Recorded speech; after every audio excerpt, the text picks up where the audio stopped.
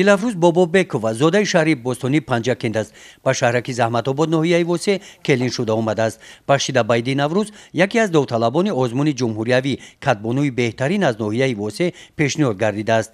این لحظه مشغول پختن آش بریده یکی از طعام‌های ملی که از شرط‌های آزمون است میباشد. این طور پختن این طعام با استفاده از علف‌های بهاری را دلافروز از خوش‌دامنش یاد گرفته است. در آزمون کدبانوی بهترین اشتراک دارم.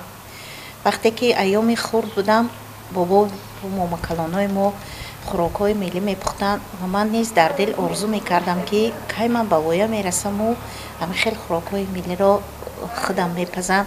امروز شکرانه من به آرزویم رسیدم.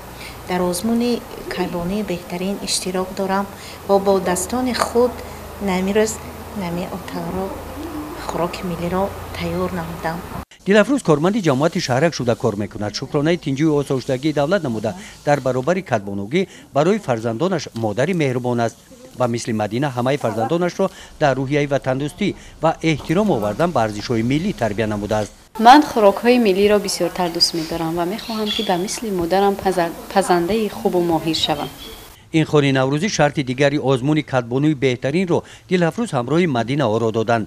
نان و کلچه و هر گونه پخت و پسو خاص ملی که اینجا گذاشته شدند همه آنها مسئول دستان مادر و فرزندش میباشند.